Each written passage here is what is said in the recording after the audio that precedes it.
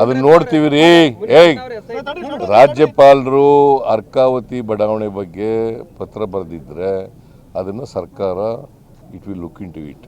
ಮಾಹಿತಿ ಸೋರಿಕೆ ಆಗ್ತಾ ಇದೆ, ರಾಜ್ಯಪಾಲರು ಬರೆದಿರೋ ಪತ್ರ ಅಂತ ರಾಜ್ಯಪಾಲರು ಪತ್ರ ಬರೆದಿದ್ದಾರೆ. ನಂಗೆ ಗೊತ್ತಿಲ್ಲಪ್ಪ, ರಾಜ್ಯಪಾಲರ ಕಚೇರಿಯಿಂದಲೇ ಸೋರಿಕೆ ಆಗ್ತಾ ಇರ್ಬೋದು. ಅವ್ರು ಸರಿಯಪ್ಪ, ಅವ್ರದ್ದೇ ತನಿಖೆ ಆಗಲಿ, ಅವ್ರ ಕಚೇರಿಯಿಂದಲೇ ತನಿಖೆ ಸೋರಿಕೆ ಆಗ್ತಾ ಇರ್ಬೋದು. ಪತ್ರಿಕೆಯಲ್ಲಿ ಓದಿದ್ದೀನಿ ನಾನು. ರೀಡು ಸುಪ್ರೀಂ ಕೋರ್ಟ್ನವ್ರು ಹೇಳಿದ್ರಿ, ಇದು ರೀಡು ಅನ್ನೋ ಪದನ ಸುಪ್ರೀಂ ಕೋರ್ಟ್ನವ್ರು ಹೇಳಿದ್ದು, ನಾವು ಹೇಳಿರೋದಲ್ಲ. ಇದು ಸುಪ್ರೀಂ ಕೋರ್ಟ್ನವರು ರೀಡು ಮಾಡಿ ಅಂತ BDAನವ್ರಿಗೆ ಹೇಳಿದ್ರು. ಸರ್, ಕಲ್ಯಾಣ ಕರ್ನಾಟಕದಲ್ಲಿ ಕ್ಯಾಬಿನೆಟ್ ಮಾಡಿದ್ರಿ. ಕೊಪ್ಪಳ ಜಿಲ್ಲೆಗೆ ನಗರ ಉತ್ಥಾನದ ನಗರಸಭೆಯಲ್ಲಿ 2 ವರ್ಷ ಆಯಿತು, 8.5 ಕೋಟಿ. ಕಾಂಟ್ರಾಕ್ಟರ್ 2 ವರ್ಷ ಆಯಿತು. ಅವರು ಫೈಜನ್ ತೋಣ ಲೆಕ್ಕ ಬರುತ್ತೆ ಅಂತ ಹೇಳ್ತಾ ಇದ್ದಾರೆ. ಅವ್ರಿಗೆ ಪೇಮೆಂಟ್ ಆಗ್ತಾ ಇಲ್ಲ. ಲೆಕ್ಕ ಬರ್ತದೆ ಅಂತ ಹೇಳ್ತಾರೆ. ನಾವು ಯಾವ್ಯಾವ್ದು ಪೆಂಡಿಂಗ್ ಒದಗಿಸಿದ್ದಾವೆ, ಮೋಸ್ಟ್ಲಿ ಸುಮಾರು 56 ಸಬ್ಜೆಕ್ಟ್ಗಳು ಚರ್ಚೆ ಮಾಡೋದು ನಾವು. ಇದರಲ್ಲಿ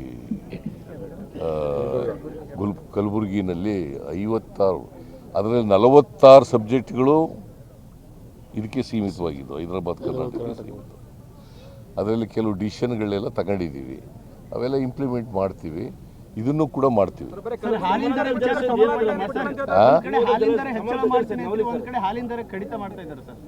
ಏನು ಹಾಲಿನ ದರ? ಈ ಕೋಲಾರದಲ್ಲಿ ನೀವು ಹಾಲಿನ ದರವನ್ನು ಹೆಚ್ಚಳ ಮಾಡಿ ರೈತರಿಗೆ ಕೊಡ್ತೀನಿ ಅಂತ ಹೇಳಿದ್ರಿ. ನೋಡಪ್ಪ, ಅಲ್ಲಿ ನಾನು ಹೋದಾಗ ಮಾಗಡಿನಲ್ಲಿ, ಕೋಲಾರದಲ್ಲ, ಮಾಗಡಿನಲ್ಲಿ ಭಾಳ ಜನ ಮಿನಿಸ್ಟ್ರಿಗಳು, MLAಗಳು, ರೈತರು ಮತ್ತು ಮಿಲ್ಕ್ ಯೂನಿಯನ್ನವರು, ಬೆಂಗಳೂರು ಮಿಲ್ಕ್ ಯೂನಿಯನ್ನವರು ಒತ್ತಾಯ ಮಾಡಿದ್ರು.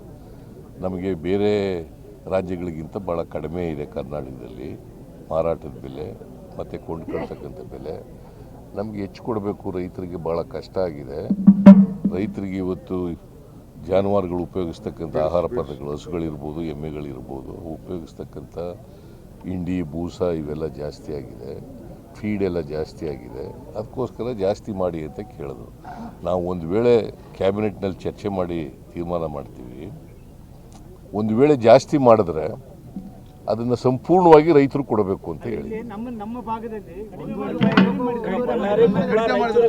ಒಬ್ಬರು ಮಾತಾಡಿದ್ರೆ ಹೇಳ್ತೀನಪ್ಪ, ಪದೇ ಅವ್ರು ಮಾತಾಡ್ತಾವ್ರೆ. ಹಾಲಿನ ದರವನ್ನ ರೈತರಿಗೆ ಕೊಡಬೇಕಾಗಿದ್ದ 1 ರೂಪಾಯಿನ ಕಡಿತ ಮಾಡಿದ್ರು. ಅವ್ರು ನಿರ್ಧಾರ ತೆಗೆದುಕೊಂಡು, ಏನು ಮಂಡಳಿ ಒಕ್ಕೂಟದವರು ನಿರ್ಧಾರ ಮಾಡಿ ರೈತರಿಗೆ ಕೊಡಬೇಕಾಗಿದ್ದ ಉತ್ಪನ್ನ. ನಾನು ಹಿಂದಿನ ಕೇಳಿದ್ದೀನ, ಮುಂದೆ ಕೇಳಿದ್ದೀನಿ. ಅಲ್ಲ, ನಾನು ಹೇಳಿರೋದು ಎಲ್ಲಿಗ್ರಿ? ಸುಮ್ಮನೆ ಏನೋ ಪ್ರಶ್ನೆ ಕೇಳಬೇಡಿ ನೀವು. ನಾನು ಹೇಳಿರೋದು ಮುಂದಕ್ಕೆ ಮಾಡಿದ್ರೆ, ಬೆಲೆ ಜಾಸ್ತಿ ಮಾಡಿದ್ರೆ, ಹಾಲಿನ ದರ ಹೆಚ್ಚು ಮಾಡಿದ್ರೆ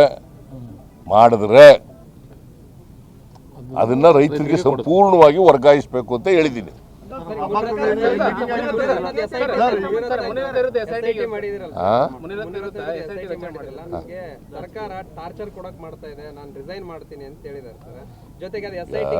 ನಮಗೆ ನಾವು ದ್ವೇಷದ ರಾಜಕಾರಣ ಮಾಡಲ್ಲ ಯಾರ ಮೇಲೂ. ಈಗ ಅಫೆನ್ಸ್ ಮಾಡುವಂತ ನಾವು ಹೇಳಿದೀವ ಯಾರಿಗಾರು? ಎಲ್ಲ ಶಾಸಕರುಗಳು ನನ್ನನ್ನು ಭೇಟಿ ಮಾಡಿ SIT ಮಾಡಿ ಅಂತ ಹೇಳಿದರು. ಯಾಕಂತಂದರೆ ಒಂದು ಅಫೆನ್ಸ್, ಒಂದು FIR ಅಲ್ಲ ಅವ್ರ ಮೇಲೆ ಆಗಿರೋದು, ಮುನಿರತ್ನ ಅವ್ರ ಮೇಲೆ. ಒಂದು ಎಕ್ಸ್ಟಾರ್ಷನ್ಗಾಗಿದೆ, 2ನೇದು PCR ಆ್ಯಕ್ಟ್ನಲ್ಲಾಗಿದೆ, 3ನೇದು ರೇಪ್ ಕೇಸ್ಗಾಗಿದೆ. ಏನು ಮಾಡ್ಬೇಕು ಹೇಳಿ ನೋಡೋಣ, ನೀವೇ ಹೇಳ್ರಿ.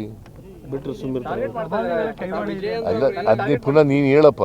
ಟಾರ್ಗೆಟ್ ಮಾಡ್ತಾ ಇದ್ದೀವ ಈಗ, ಅಫೆನ್ಸ್ ಮಾಡುವಂತ ಹೇಳಿ FIR ಆಗ್ಬೇಕಾದ್ರೆ ಏನು ಮಾಡಬೇಕು? ತಪ್ಪಿಸ್ತರಲ್ವ, ತಪ್ಪು ಮಾಡಿದ್ರಲ್ವ FIR ಆಗೋದು. ಅವ್ರು ಟಾರ್ಚರ್ ಮಾಡಿ ಕಂಪ್ಲೇಂಟ್ ತಗೊಳ್ತಾ ಯಾರು? ನನ್ನ ಆಪ್ತ ಬಳಗ ಏನಿತ್ತಲ್ಲ, ಅವ್ರಿಗೆ ಟಾರ್ಚರ್ ಮಾಡಿ. ನಾವು ಸುಳ್ಳು ಯಾರಿಗೂ ಕೂಡ ನಾವು ಆ ಥರ ಮಾಡಲ್ಲ, ದ್ವೇಷದ ರಾಜಕಾರಣ ಮಾಡಲ್ಲ. ಹೆಚ್ಚಿನ ವಿಡಿಯೋಗಳಿಗೆ ಪ್ರತಿಧ್ವನಿ ಯೂಟ್ಯೂಬ್ ಚಾನೆಲ್ ಸಬ್ಸ್ಕ್ರೈಬ್ ಮಾಡಿ, ಬೆಲ್ ಐಕಾನ್ ಕ್ಲಿಕ್ ಮಾಡಿ.